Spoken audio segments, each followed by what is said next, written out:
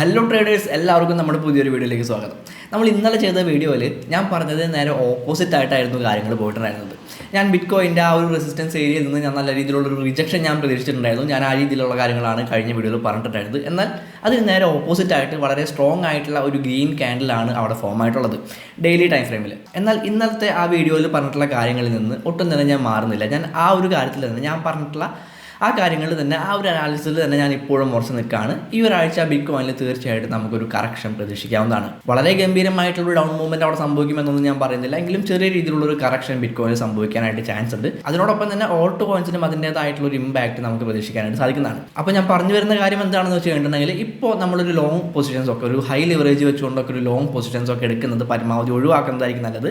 ചെയ്യാൻ പാടില്ല എന്ന് ഞാൻ പറയില്ല, കാരണം നിങ്ങൾ എന്ത് ചെയ്യാനായിട്ട് പാടില്ല എന്നൊക്കെ പറയാനായിട്ടുള്ള അധികാരമൊന്നും എനിക്കില്ല. അതുകൊണ്ട് തന്നെ എൻ്റെ ജസ്റ്റ് ഒരു ഒപ്പീനിയനായിട്ട് കണ്ടാൽ മതി, എൻ്റെ ഒരു അഭിപ്രായമായിട്ട് കണ്ടാൽ മാത്രം മതി. തീർച്ചയായിട്ടും ബിറ്റ്കോയിൻ മുകളിലേക്ക് തന്നെ പോകുമെന്ന് തന്നെയാണ് ഞാൻ പ്രതീക്ഷിക്കുന്നത്. അപ്പോൾ അതിൻ്റേതായിട്ടുള്ള ഒരു കൺഫർമേഷനും കാര്യങ്ങളും നമുക്ക് കിട്ടുന്നത് വരെ പരമാവധി ഒരു ലോങ് പൊസിഷൻസ്, ഒരു ഹൈ ലിവറേജ് ഒക്കെ വെച്ചുകൊണ്ടുള്ള ലോങ് പൊസിഷൻസ് പരമാവധി ഒഴിവാക്കുന്നതായിരിക്കും നല്ലത്. അപ്പോൾ എന്തുകൊണ്ടാണ് ഞാൻ ഇപ്പോഴും ഇത്രയും വലിയൊരു ബ്രേക്ക് ഔട്ട് സംഭവിച്ചിട്ടും ആ ഒരു ഇമ്പോർട്ടൻ്റ് ആയിട്ടുള്ള റെസിസ്റ്റൻസ് ഏരിയ ബ്രേക്ക് ചെയ്തുകൊണ്ട് ഒരു ക്യാൻഡിൽ അവിടെ ഫോം ആയിട്ടും ഞാൻ എന്തുകൊണ്ടാണ് ഒരു കറക്ഷൻ അവിടെ പ്രതീക്ഷിക്കുന്നത്, അല്ലെങ്കിൽ എന്തുകൊണ്ട് ഞാനിപ്പോൾ ലോങ് പൊസിഷൻ എടുക്കാനായിട്ട് പാടില്ല എന്ന് പറയുന്നത് തുടങ്ങിയ കാര്യങ്ങളാണ് നമ്മൾ ഇന്നത്തെ ഒരു വീഡിയോയിൽ നോക്കാനായിട്ട് പോകുന്നത്.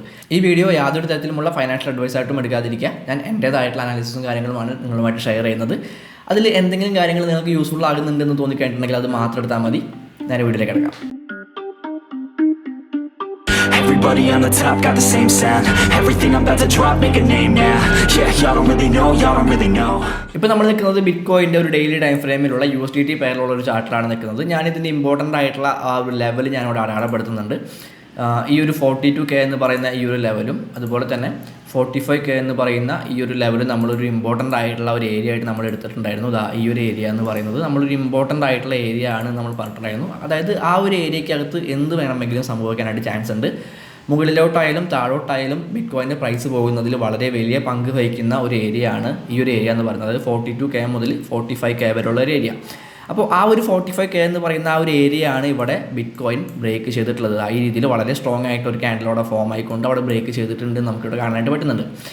നമുക്ക് എപ്പോഴും പ്രൈസ് ഒരു അപ് ട്രെൻഡിലേക്ക് പോവുകയാണ് എന്നുണ്ടെങ്കിൽ നമുക്ക് കൃത്യമായിട്ട് ഒരു ഐഡിയൽ ആയിട്ടുള്ള അപ് ട്രെൻഡ് എങ്ങനെയാണെന്ന് ചോദിച്ചു കഴിഞ്ഞിട്ടുണ്ടെങ്കിൽ കൃത്യമായിട്ടുള്ള higher high and higher loss create ചെയ്തിട്ടാണ് പ്രൈസ് പോയിക്കൊണ്ടിരിക്കുക.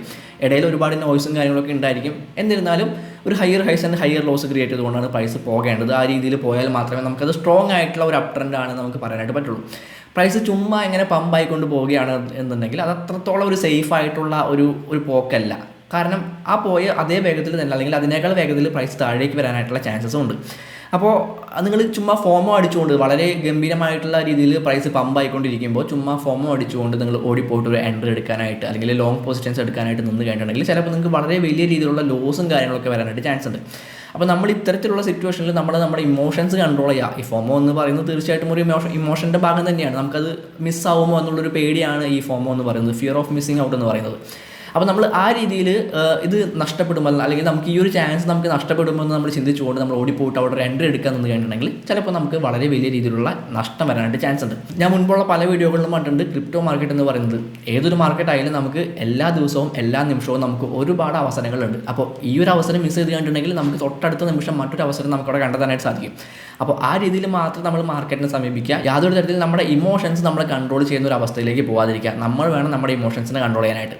അപ്പോൾ ഇവിടെ സംഭവിച്ചുകൊണ്ടിരിക്കുന്നതും അതേ രീതിയിലുള്ള കാര്യങ്ങളാണ്. അതായത് ഒരുപാട് പേര് ഈ ഒരു അവസരം ഇനി മിസ്സാവുമോ, ഇനി ബിറ്റ്കോയിനിൽ നല്ലൊരു എൻട്രി ഓപ്പർച്യൂണിറ്റി ഇനി മിസ്സാവുമോ, അല്ലെങ്കിൽ മറ്റുള്ള ഓൾട്ട് കോയിൻസിലായാലും നല്ലൊരു എൻട്രി ഓപ്പർച്യൂണിറ്റീസ് മിസ്സാവുമോ എന്നുള്ളൊരു പേടിയോട് കൂടിയിട്ടാണ് കൃത്യമായിട്ട് പറയുകയാണ് എന്നുണ്ടെങ്കിൽ മാർച്ച് 22 മുതലുള്ള ആ ദിവസങ്ങളിൽ വളരെ ഗംഭീരമായിട്ടുള്ള പമ്പായിക്കൊണ്ടിരിക്കുന്ന ബിറ്റ്കോയിൻ നല്ല രീതിയിൽ പമ്പായിക്കൊണ്ടിരിക്കുന്ന ദിവസങ്ങളാണ്. മറ്റുള്ള ഓൾട്ട് കോയിൻസിൽ നമുക്ക് അതിൻ്റേതായിട്ടുള്ള ഇമ്പാക്റ്റും കാര്യങ്ങളും കാണാനായിട്ട് പറ്റും.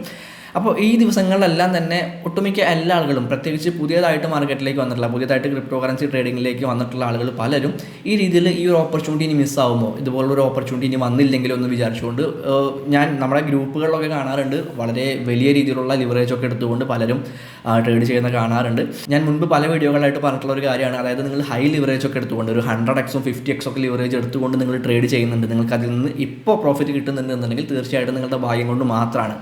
വളരെ പെട്ടെന്ന് തന്നെ നിങ്ങളുടെ അക്കൗണ്ട് ലിക്വിഡേറ്റ് ആയിട്ട് പോകാനായിട്ട്, നിങ്ങളുടെ ഫ്യൂച്ചർ വാലറ്റ് ലിക്വിഡേറ്റ് ആയി പോകാനായിട്ടുള്ള ചാൻസസ് വളരെ അധികമാണ്. സോ ഹൈ ലിവറേജ് എടുക്കുന്നത് പരമാവധി ഒഴിവാക്കാനായിട്ട് ശ്രമിക്കുക എന്ന് മാത്രമേ ഞാൻ പറയുള്ളൂ. ഇവിടെ നോക്കിക്കഴിഞ്ഞാൽ നമുക്ക് അത്തരത്തിലുള്ളൊരു കാര്യമാണ് കാണാനായിട്ട് പറ്റുന്നത്.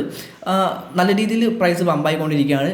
ഒരു രീതിയിലുള്ള കറക്ഷൻ പോലും ഇല്ലാതെ, ചെറിയ രീതിയിലുള്ളൊരു കറക്ഷൻ പോലും ഇല്ലാതെയാണ് പ്രൈസ് ഇവിടെ പോയിക്കൊണ്ടിരിക്കുന്നത്. അത് അത്ര നല്ലതായിട്ടുള്ളൊരു കാര്യമല്ല. നമുക്ക് തീർച്ചയായിട്ടും ഒരു കറക്ഷൻ ആവശ്യമാണ്. ഒരു കറക്ഷൻ കിട്ടിക്കഴിഞ്ഞാൽ മാത്രമേ നമുക്കതൊരു സ്ട്രോങ് ആയിട്ടുള്ള അപ് ട്രെൻഡ് ആണെന്ന് പറയാനായിട്ട് പറ്റുള്ളൂ. ഓക്കെ, അപ്പോൾ നമുക്ക് ഇവിടെ നിന്ന് ഇപ്പോൾ ഈ നിൽക്കുന്ന ഒരു ഏരിയയിൽ നിന്ന് നമുക്ക് ഒരു കറക്ഷൻ ഞാൻ തീർച്ചയായിട്ടും പ്രതീക്ഷിക്കുന്നുണ്ട്. ഈ ഒരു 45 മുതൽ 42 വരെയുള്ള, അല്ലെങ്കിൽ 44 എന്ന് പറയുന്നതിൻ്റെ ഒരു മിഡ് റേഞ്ച് എടുക്കാം, ഈ ഒരു ഏരിയയുടെ മിഡ് റേഞ്ച് എടുക്കാം. ആ ഒരു 44 എന്ന് പറയുന്ന ആ ഒരു ഏരിയയിലേക്ക് ഞാൻ തീർച്ചയായിട്ടും ഒരു കറക്ഷൻ പ്രതീക്ഷിക്കുന്നുണ്ട്. ആ ഒരു കറക്ഷൻ്റെ സമയത്ത് 42K എന്ന് പറയുന്ന ഈ ഒരു ഏരിയനെ ബ്രേക്ക് ചെയ്തുകൊണ്ട് പ്രൈസ് താഴേക്ക് പോകാത്തിടത്തോളം കാലം നമുക്കതൊരു സ്റ്റിൽ അതൊരു ബുള്ളിഷ് ആയിട്ടുള്ള, അല്ലെങ്കിൽ സ്റ്റിൽ അതൊരു അപ് ട്രെൻഡിൽ തന്നെയാണ് നമുക്ക് പറയാനായിട്ട് പറ്റും. ആ ഒരു 42K എന്ന് പറയുന്നതിനെ ബ്രേക്ക് ചെയ്ത് കഴിഞ്ഞാൽ മാത്രം നമുക്ക് ഇനി ബാക്കിയുള്ള ബെയറിഷ് ആയിട്ടുള്ള ഒരു ബെയർ മാർക്കറ്റിലേക്ക് കടന്നു എന്നുള്ള കാര്യങ്ങൾ നമുക്ക് അത് പിന്നീട് നോക്കാം. ഇപ്പോഴത്തെ സിറ്റുവേഷൻ പറയുകയാണെങ്കിൽ ബിറ്റ് കോയിൻ തീർച്ചയായിട്ടും ഒരു അപ് ട്രെൻഡിൽ തന്നെയാണ്. അപ്പോൾ നമ്മുടെ ഇമ്പോർട്ടൻ്റ് ആയിട്ടുള്ള ഈ ഒരു ഏരിയാസ് നിങ്ങൾ തീർച്ചയായിട്ടും നോക്കി വെക്കണം. 42K മുതൽ 45K വരെയുള്ള ആ ഒരു ഏരിയ എന്ന് പറയുന്നത് തീർച്ചയായിട്ടും ഇമ്പോർട്ടൻ്റ് ആയിട്ടുള്ള ഒരു ഏരിയ ആണ്. അപ്പോൾ ഞാൻ ഇവിടെ പ്രതീക്ഷിക്കുന്നത് തീർച്ചയായിട്ടും ഈ ഒരു ഏരിയയിലേക്കുള്ള ഒരു കറക്ഷൻ്റെ ഭാഗമായിട്ട് ഒരു റീടെസ്റ്റ് പ്രൈസ് ഇവിടെ നടത്തുമെന്ന് ഞാൻ ശക്തമായിട്ട് തന്നെ പ്രതീക്ഷിക്കുന്നുണ്ട്. ആ പ്രതീക്ഷ കുറച്ചുകൂടെ ശക്തമാക്കാനായിട്ട് വേറൊരു കാര്യം നോക്കിക്കഴിഞ്ഞിട്ടുണ്ടെങ്കിൽ ഇവിടെ RSI ഇൻഡിക്കേറ്റർ നോക്കിക്കഴിഞ്ഞാൽ നമുക്ക് കാണാനായിട്ട് പറ്റും. ഒരു RSI ബെയറിഷ് ഡൈവർജൻസ് നമുക്കിവിടെ കാണാനായിട്ട് പറ്റുന്നുണ്ട്. ഇവിടെ ഒരു ലെവൽ പ്രൈസ് ക്രിയേറ്റ് ചെയ്യുകയാണ് എന്നുണ്ടെങ്കിൽ നമുക്കൊരു ബെയറിഷ് ആയിട്ടുള്ള RSI ഡൈവർജൻസ് കിട്ടും. ഈ രീതിയിൽ ഇവിടെ നിന്ന് ഒരു ബെയറിഷ് ആയിട്ടുള്ള RSI ഡൈവർജൻസ് നമുക്കിവിടെ കിട്ടുന്നതായിരിക്കും. എന്തുകൊണ്ടാണ് RSI ഡൈവർജൻസ് ചോദിച്ചു കഴിഞ്ഞിട്ടുണ്ടെങ്കിൽ ഇവിടെ പ്രൈസ് ഒരു ലോവർ ഹൈസ് ആണ് ക്രിയേറ്റ് ചെയ്തുകൊണ്ടിരിക്കുന്നത്. ഇവിടെ ഒരു ലെവൽ ക്രിയേറ്റ് ചെയ്യുകയാണെന്നുണ്ടെങ്കിൽ പ്രൈസ് ഇവിടെ ഒരു ലോവർ ഹൈസ് ആണ് ക്രിയേറ്റ് ചെയ്തുകൊണ്ടിരിക്കുന്നത്. എന്നാൽ RSIയുടെ കാര്യം നോക്കുകയാണെങ്കിൽ RSI ഇവിടെ ഒരു ഹയർ ഹൈസ് ആണ് ക്രിയേറ്റ് ചെയ്യുന്നത്. ഓക്കെ, അപ്പോൾ അത് ഒരു ബെയറിഷ് ആയിട്ടുള്ള ഒരു ഡൈവർജൻസ് ആണ് നമുക്ക് പറയാനായിട്ട് പറ്റും. മാത്രമല്ല RSI ഒരു ഓവർബോട്ട് കണ്ടീഷനിലേക്കാണ്, ഒരു 69-70 ആ ഒരു റേഞ്ചിലേക്കാണ് RSI ഇപ്പോൾ പോയിക്കൊണ്ടിരിക്കുന്നത്. അപ്പോൾ അതൊരു ഓവർബോട്ട് ആയിട്ടുള്ള കണ്ടീഷനാണ്. സോ നമുക്കൊരു റിജക്ഷൻ ഇവിടെ നിന്ന് ബിറ്റ് കോയിൻ്റെ കാര്യത്തിൽ പ്രതീക്ഷിക്കാവുന്നതാണ്. അപ്പോൾ ഇവിടെ ഒരു കറക്ഷൻ സംഭവിച്ചു. ഈ 42K മുതൽ 45K വരെ ഉള്ള ആ ഒരു ഏരിയയിൽ ഒരു പ്രൈസ് റിജക്ഷൻ സംഭവിച്ചു. അവിടെ നിന്ന് ഒരു ബ്രേക്ക്ഔട്ട് ക്യാൻഡിൽ, ആ ഒരു ഏരിയനെ വീണ്ടും ബ്രേക്ക്ഔട്ട് ചെയ്തുകൊണ്ട് ഒരു ക്യാൻഡിൽ അവിടെ ഫോം ആവുകയാണെന്നുണ്ടെങ്കിൽ നമുക്ക് അവിടെ നല്ല രീതിയിലുള്ള ഒരു ലോങ് പൊസിഷൻസ് എടുക്കാനായിട്ടുള്ള ഓപ്പർച്യൂണിറ്റീസ് ഉണ്ട്. സോ ആ ഒരു രീതിയിൽ നമുക്കൊരു കൺഫർമേഷൻ കിട്ടുകയാണെന്നുണ്ടെങ്കിൽ മാത്രം നിങ്ങൾ കൂടുതൽ ലോങ് പൊസിഷൻസും കാര്യങ്ങളൊക്കെ എടുക്കുന്നതായിരിക്കും നല്ലതെന്നാണ് എൻ്റെ ഒരു അഭിപ്രായം. നിങ്ങൾ തീർച്ചയായിട്ടും നിങ്ങളുടേതായിട്ടുള്ള അനാലിസിസും കാര്യങ്ങൾ നടത്താം. അതിനുശേഷം മാത്രം നിങ്ങൾ നിങ്ങളുടെ സ്വന്തം തീരുമാനം എടുത്താൽ മതി. ആദ്യം പറഞ്ഞ പോലെ തന്നെ ഈ ഒരു വീഡിയോ യാതൊരു തരത്തിലുമുള്ള ഫൈനാൻഷ്യൽ അഡ്വൈസ് ആയിട്ട് എടുക്കാതിരിക്കുക. നിങ്ങൾ നിങ്ങളുടേതായിട്ടുള്ള അനാലിസിസും കാര്യങ്ങളൊക്കെ നടത്തുമ്പോൾ അതിന് ഹെൽപ്ഫുൾ ആവുന്ന എന്തെങ്കിലും കാര്യങ്ങൾ ഈ ഒരു വീഡിയോയിൽ നിന്ന് കിട്ടുന്നുണ്ടെങ്കിൽ അത് മാത്രം എടുത്താൽ മതി. അടുത്തൊരു വീഡിയോയിൽ കാണാം.